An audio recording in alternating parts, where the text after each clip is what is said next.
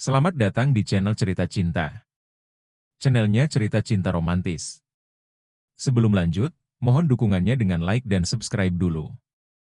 Gairah istri kesepian, bagian 20. Pak, ini adalah Lina. Salah satu karyawan terbaik dari divisi pemasaran. Pak Gading memperkenalkan karyawan yang dibawanya. Lina menundukkan pandangan, tak berani menatap lelaki di hadapannya. Apalagi, lelaki itu terus memandanginya dengan tatapan aneh. Setelah 6 tahun, mereka kembali bertemu. Trian sama sekali tak mau menyapa, atau sekedar menunjukkan bahwa mereka saling kenal. Lelaki itu hanya menatapnya seperti orang asing. Padahal, mereka sempat bertetangga. Bahkan mereka juga pernah pacaran saat SMA. Halo, Lina. Terima kasih sudah memenuhi panggilanku untuk datang ke sini. Perkenalkan, aku direktur baru perusahaan ini, namaku Trian. Panggil saja, Pak Trian. Lina mendongakkan kepala seketika. Ia kembali menatap wajah lelaki yang ada di hadapannya. Lelaki itu tampak bersikap sopan, sembari mengulurkan tangannya. Ada kekesalan yang bercongkol di hati Lina, seperti dejavu. Trian pernah pura-pura tidak mengenalnya, saat ia baru menjadi tetangga rumahnya. Kali ini, lelaki itu kembali berakting, seperti mereka orang asing. Ia tak tahu, apa maksud lelaki itu sebenarnya. Trian pasti memanggilnya, karena sudah tahu siapa dirinya. Saya Lina, Pak. Senang bertemu dengan Anda. Lina menguatkan diri untuk membalas jabatan tangannya. Sensasi saat kulit tangan mereka bersentuhan, membuat Lina seakan ingin melayang. Trian mengulaskan senyum. Silakan duduk, ada beberapa hal yang akan aku tanyakan. Ia mempersilakan Lina untuk duduk di sofa ruangannya. Pak Gading juga tetap ada di sana mendampingi. Lina tak terlalu fokus dengan perkataan Trian, yang sedang menjelaskan seputar kemajuan penjualan dan kekurangan-kekurangan yang dihadapi perusahaan. Ia hanya tak habis pikir. Kenapa Trian selalu bersikap seperti itu di awal perjumpaan? Setidaknya, lelaki itu menanyakan kabarnya. Apalagi, ia telah melahirkan seorang putra yang merupakan anak dari Trian. Melihat sifat jahatnya, Lina semakin enggan untuk menceritakan keberadaan Janu. Ia bahkan harus menyembunyikannya dari lelaki itu selamanya. Orang seperti itu bisa saja membuat fitnah. Jika ia sengaja ingin menggoda Trian dengan memanfaatkan anak kecil. Bagaimana menurutmu? Apa kamu ada ide untuk inovasi produk? Ah, iya. Apa? Lamunan Lina seketika lenyap saat Trian mengajukan satu pertanyaan. Ia sama sekali tak mendengarkan ucapannya. Trian memasang wajah kerung. Jelas sekali, ia tak dapat menyembunyikan kekesalannya. Apa karyawan semacam ini yang direkomendasikan untuk naik jabatan? Bahkan, untuk menyimak perkataan atasan saja tidak dilakukan, sindir Trian kesal. Lina menunduk. Baginya, perlakuan lelaki itu sudah keterlaluan. Ia hanya kurang jelas dengan pertanyaan yang diberikan. Trian cukup mengulang pertanyaannya, dan pasti akan ia jawab. Kenapa akting lelaki itu sampai berpura-pura? Mereka seperti tidak pernah saling kenal? Apa sejak tadi kamu sibuk memperhatikanku? Kamu mengagumi ketampananku? Lina menegakkan kembali kepalanya. Ia rasa, ada sesuatu yang salah dengan otak direkturnya. Setelah marah-marah tidak jelas, kini Trian bertingkah, seolah sebagai lelaki tertampan sejagat raya. Trian menyeringai. Lihat ini. Calon kepala manajer kita sampai tidak bisa berkata-kata menatapku, ujarnya pongah. Ingin rasanya Lina tertawa. Entah sampai kapan, direktur itu akan mengakhiri aktingnya. Maaf, jika tindakan saya, ada yang membuat Anda tidak berkenan. Saya hanya merasa terkejut, tiba-tiba dipanggil kemari. Kalau Anda berkenan, bisa tolong ulangi pertanyaan yang tadi Anda ingin sampaikan? Entah mengapa, Trian ingin terus memandangi wanita di hadapannya. Meskipun sedikit menyebalkan, karena pertanyaannya tidak didengarkan. Paras cantiknya, seolah memiliki daya tarik yang tak bisa diabaikan. Ia yang ingin meluapkan kekesalannya, tiba-tiba menjadi luluh. Apalagi mendengar tutur katanya yang lembut. Apa kamu ada ide untuk inovasi produk yang baru? Trian mengulangi pertanyaannya. Lina mengerutkan dahi. Lelaki itu memang sepertinya sudah gila, menanyakan hal itu kepadanya. Inovasi produk? Sepertinya Anda sudah salah memanggil orang. Saya hanya karyawan dari divisi pemasaran. Seharusnya pertanyaan itu Anda tujukan kepada kepala manajer bagian produksi. Memangnya kenapa? Kalau aku ingin menanyakan tentang pendapatmu? Lina ingin segera berlari pergi dari sana. Rasanya ia hampir gila menghadapi akting Trian yang terlampau alami. Ia melirik ke samping, asisten direktur masih berdiri di sana. Aku dengar, kamu punya bakat di bidang desain produk. Tentunya sebagai tim di bagian pemasaran, kamu pasti tahu bagaimana selera pasar. Apa kamu pernah memberi masukan untuk tim produksi? Maaf, Pak. Kita harus segera menghadiri rapat. Pak Gading menyela pembicaraan mereka. Trian tampak meliriknya dengan tatapan kesal. Pak Gading merasa serba salah. Ia hanya berusaha untuk mengingatkan, karena sebelumnya, direktur mengatakan tidak punya banyak waktu. Tapi, saat bertemu Lina, direktur malah tidak mau beranjak pergi. Kalau Anda sibuk, mari kita bicara lain kali saja, Pak, ucap Lina tegas. Jawab saja pertanyaanku. Desak Trian, ia tak mau dibantah. Lina sedikit terkejut. Saya belum pernah melakukannya, karena itu bukan tugas saya. Kalau begitu, mulai sekarang itu juga menjadi tugasmu. Aku masih mempertimbangkan untuk mengangkatmu sebagai kepala manajer pemasaran. Anggap saja aku akan mengujimu selama 3 bulan sebagai masa percobaan. Jika ada peningkatan dalam pemasaran produk, aku akan secara resmi menaikkan jabatanmu. Sekarang kamu boleh keluar. Lina menganggukkan kepala. Ia bangkit dari duduknya dan langsung meninggalkan ruangan tersebut. Dia itu kenapa? Dasar aneh. Kalau begini, tidak jadi naik jabatan juga gak apa-apa, daripada repot. Gerutu Lina kesal. Kalau tujuannya mau membuatku tidak betah bekerja, jangan harap itu akan berhasil. Aku juga punya anak yang harus dibiayai. Lagi pula, aku yang lebih dulu bekerja di sini. Kenapa dia datang-datang langsung mengusikku? Pura-pura tidak kenal pula. Lina terus menggerutu, selepas keluar dari ruangan atasannya. Sumpah serapah ia tunjukkan kepada Trian. Ia heran, kenapa setiap kali mereka bertemu, pasti berakhir tidak menyenangkan. Aduh! Tiba-tiba Lina menabrak seseorang. Sampai bisa merasakan, kokohnya dada bidang yang ada di hadapannya. Ia mendongakkan kepala, ternyata orang yang ia tabrak adalah Arjun. Lelaki itu tersenyum padanya. Lina mengerahkan lagi tatapannya pada kemeja Arjun. Matanya seketika membulat, karena ada bekas samar lipstiknya yang menempel di sana. Aduh, bagaimana ini? Kemejamu jadi kotor. Lina terlihat panik dan cemas. Ia merasa bersalah, karena telah ceroboh. Arjun mengerutkan dahi. Ia tidak tahu, apa yang membuat wanita di hadapannya, sampai memegang-megang kemejanya. Ternyata ada bekas lipstik di baju. Bukannya marah, ia justru tersenyum-senyum. Apa kamu bawa baju ganti? Tanya Lina panik. Kenapa aku harus bawa baju ganti ke kantor? Memangnya ini hotel? Arjun membalikkan pertanyaan. Lina menggigit bibirnya. Terus, ini bagaimana? Tanyanya, sembari menunjuk ke arah bekas lipstiknya. Ya sudahlah, biarkan saja. Lagi pula tidak terlalu jelas. Kamu seperti tidak tahu saja, bagaimana rekan kerja kita, ujar Lina bingung. Arjun tertawa kecil. Paling kamu yang akan repot, kalau aku sendiri sih tidak masalah. Lina berdecih. Kamu suka ya, kalau aku dianggap wanita penggoda? Loh, memang apa salahnya? Kita kan sama-sama masih sendiri. Lina menggeleng-geleng kepalanya.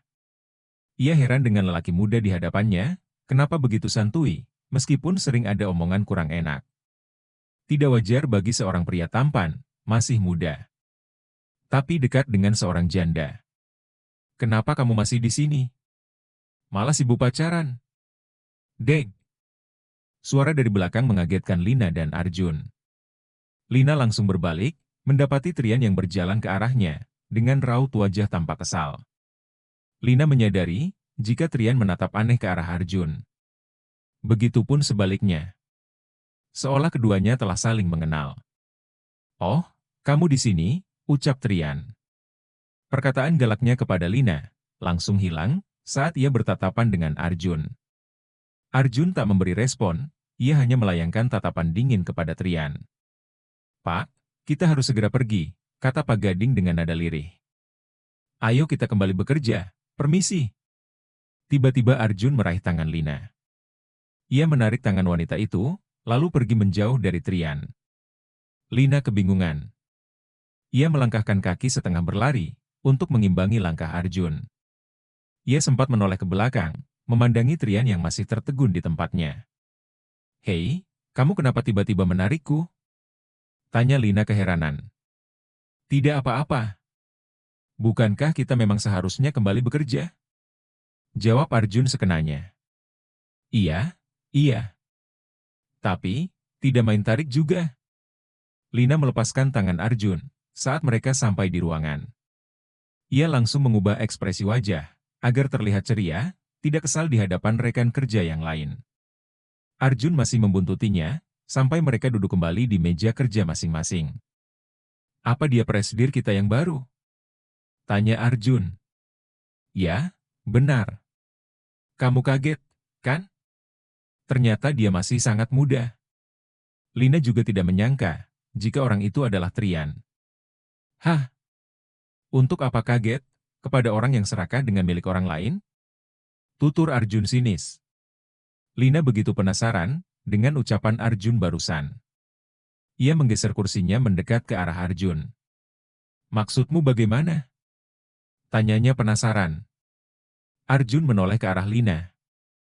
"Apa aku perlu memberitahumu?" Ekspresinya terlihat datar. "Tentu. Kamu baru saja membuat aku penasaran." Lina semakin ingin tahu, kenapa Trian bisa ada di sana. "Terima kasih traktirannya." Arjun tampak bahagia, menyantap spaghetti dan minuman yang ada di hadapannya. Ini pertama kali, Lina mau makan siang bersamanya di restoran. Bahkan, wanita itu yang menawarkan untuk mentraktirnya kali ini. Lina hanya tersenyum, sembari memandangi Arjun, yang terlihat lahap menyantap makan siang. Juniornya itu memang sangat menyukai spaghetti.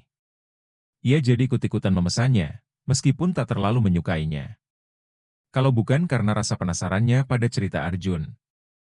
Mungkin ia tak akan mau makan siang berdua bersama lelaki itu. "Jadi, apa yang mau kamu ceritakan tentang direktur baru kita?" tanya Lina, seraya menyuapkan spaghetti ke dalam mulutnya. Rasa antusias Arjun, entah mengapa tiba-tiba hilang. Ia terlihat tidak suka dengan pertanyaan yang Lina ajukan. Makan siang yang sangat ia nantikan, menjadi tak menyenangkan lagi. "Oh, jadi kamu masih penasaran dengan itu?" Arjun balik bertanya. "Apa ada yang salah? Katanya kamu akan menceritakan semua hal tentang Presdir jika aku mentraktirmu makan siang." Seperti yang ia duga. Lina melakukannya bukan karena kemauan sendiri, tapi karena ada maunya. "Kamu pasti sangat tertarik dengan atasan baru kita kali ini. Apalagi dia sangat tampan," ujar Arjun cemburu. Selama ini, ia sudah berusaha untuk menarik perhatian Lina. Agar membuat wanita itu peka kalau dia menyukainya. Tapi, jarak usia di antara mereka sepertinya menjadi kendala.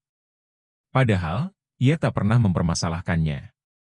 Termasuk status Lina, yang kini sudah menyandang gelar janda kesepian. Kini, datang lagi orang yang ia anggap sebagai saingan dan penghalang. Apalagi dari segi paras dan jabatan, yang tidak bisa disepelekan. Pegawai wanita lain juga sudah heboh dengan kehadiran direktur baru.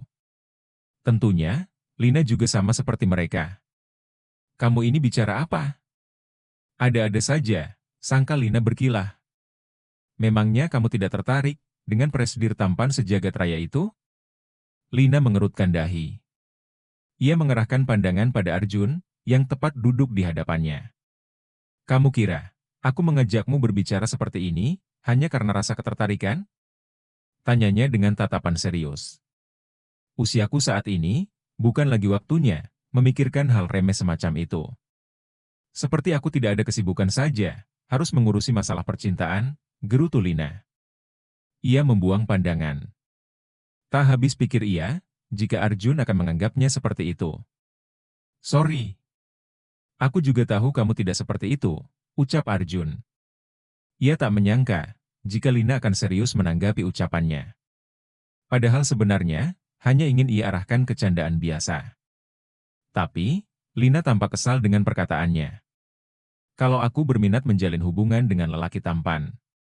Mungkin sejak awal, aku sudah ikut mengejarmu, seperti gadis-gadis single di kantor. Setidaknya kamu tampan, mapan, dan masih muda, ujar Lina apa adanya. Kenapa tidak kamu lakukan? Ayo kita pacaran. Arjun berkata dengan sungguh-sungguh. Lina jadi terkejut. Ia tertawa kecil, melihat Arjun yang kini merespon serius ucapannya yang asal bicara. Sudah aku bilang, kan, abaikan wanita tua yang telah menjanda ini. Aku tidak segila itu, mau berpacaran dengan lelaki yang jauh lebih muda dariku. Kamu lebih pantas, berhubungan dengan wanita yang seumuran denganmu. Tapi aku hanya tertarik padamu, jawab Arjun cepat.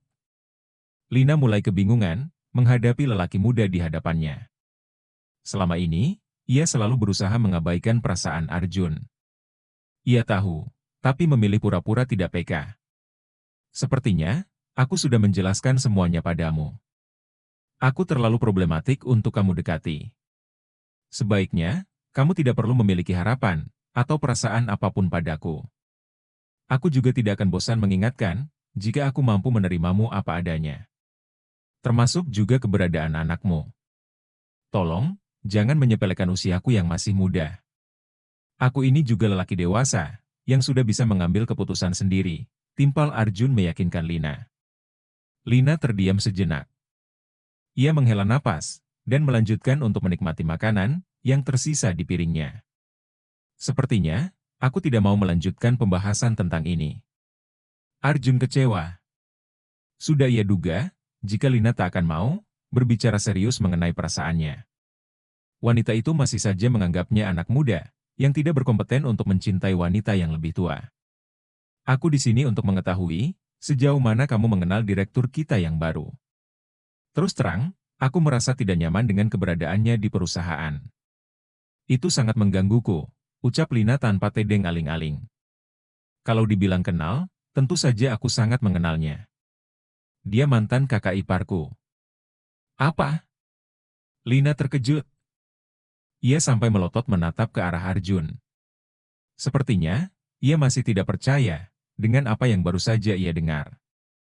Bagaimana mungkin, Trian adalah kakak ipar Arjun?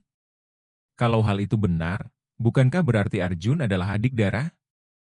Tapi, setahu dirinya, Dara adalah anak bungsu.